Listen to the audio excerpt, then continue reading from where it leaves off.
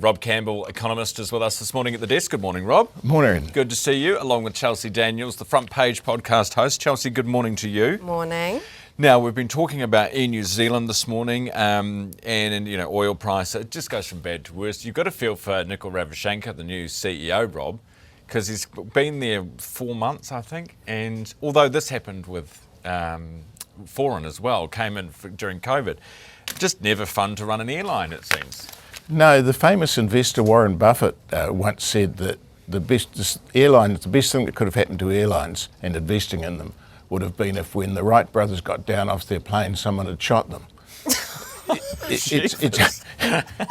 never been an easy industry to invest in or run, because it's subject to all these fluctuations of every kind of event that can go wrong, and fuel's obviously one of those. So yes, he's walked into I would say a predictable difficulty. Yeah. Chelsea. Well, it's incredible. How can you top that? I mean, should we just leave it there? Kia ora, thank you. No, so I remember when flights, we were thinking about flights and how much they cost. I remember when I was younger, a bit of a party girl, going to Melbourne from Adelaide for $1. One way, and then on the way back it'd be $59. So for $60 we could go to Melbourne for the weekend, party it up, and then go back to Adelaide. Nowadays it would be like, 5 times that probably? Yeah. I didn't know Epstein flew around Australia. Oh, sheepers. Okay. I didn't go with old mate. For $1. Wow, okay. Let's rein that back in a little bit. Who did you fly with for $1? I think in those days maybe in Tiger Airways, but they may be not around anymore for obvious reasons. AirAsia X was doing really cheap flights for a while as well, weren't they, in Australia? Yeah. As we move on.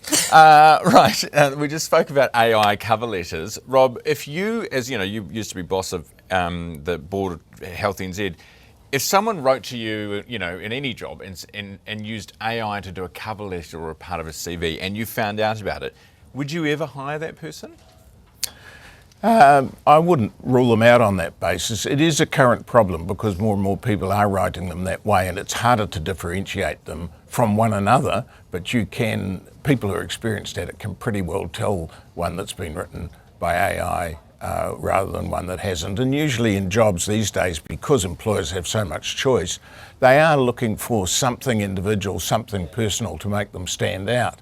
And that's not something that AI does particularly well. It's not really designed to. No. So I think it's a poor idea to do it. Might seem to make it simple.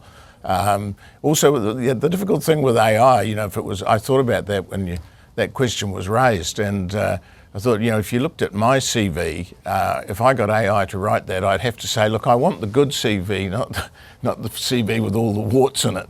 The problem about AI is it might tell the truth. So you'd certainly want to read it as well. What warts have you got that you're hiding from us, Rob? I'm aside from your jokes, which clearly AI did not write this morning.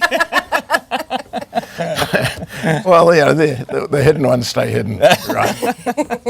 Chelsea, I think I'm not hiring people, so I don't know, but I think it's lazy, but maybe it's smart, I don't know. Yeah, I think it's lazy as well, and I liked your idea of actually printing things out again and handing them out to shopkeepers. I remember my dad making me do that when I was like 13 years old and going to the mall and handing them I think I printed it out in like pink paper to be like different. But now I don't know how that would go these days. But you're actually meeting people in person and doing it. I saw actually there was somebody who sent their CV off to a CEO of a company in America, and the subject line was, your name is in the Epstein files.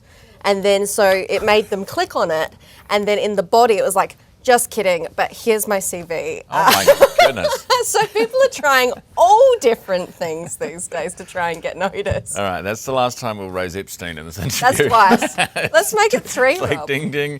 Hey, did you read about this punch up at the Crusaders training? So this is two teammates, teammate on teammate bust up, and Rob Penny, the coach, said it's words to the effect of it's a beautiful thing to see, because it's men who are passionate about what they're doing. What did you make of those comments? I kind of thought, oh yeah, fair enough. I mean, it's argy-bargy, it's rugby, isn't it? Yeah, well, I mean, as a Blues supporter, the more Crusaders beat one another up, the happier I am. And you know, it's a very physical sport. You know, in preparation for that game last weekend between the Blues and the Crusaders, Dalton Papali'i told his forwards that this is a dogfight and we've got to have more dog in us. So, you know, that is the kind of intensity, physical intensity that's going into that. And if you don't train some of that, you probably won't show it on the field. So I can understand what Penny is saying, but, you know, give them a red card, put them out for a couple of weeks and everyone else will be very happy. The Crusaders keep losing. Exactly. Chelsea, what did you think? Is it not a workplace still? I mean, imagine if we came off air now and you punched me in the face. Like, there would be repercussions, wouldn't there? But I mean, I'm not a massive sports person, so I don't know whether that translates like office work life versus on the field. I think that I mean, Yeah, I think isn't it it's- bad? It Men is beating different. up on each other, like, It's doesn't it give a definitely- little toxic yeah. masculinity? It's definitely a yellow card in the office. I wouldn't try it. Wouldn't try it on. But this is the thing. I've often thought that, when you go to a rugby game and you watch it, and they're hitting each other, and if there's a hit high or there's a punch here and there, you're suspending all normal laws. You know what I mean? Like the police should be arresting somebody ordinarily, but because it's on grass with some white lines around it, it's all fine. You know what I mean? Yeah, well, it is a little odd, but that's true about a lot of contact sport. Yeah. So, you know, I think that the toxic masculinity bit is probably a little bit of a worry, but the nature of these contact sports is that physical violence will happen, and it will happen in training as well as on the field. And is that actually a way, if we're talking about that, to get the toxicity out? You know what I mean? Like, is that actually an outlet? I think they should sit down and talk about their feelings. Oh. That's so much fun to watch, isn't it? You'd fill stadiums, wouldn't you, Chelsea? I don't think those guys are allowed to have feelings, let alone talk about them. Everyone's allowed feelings, Rob. You let it out.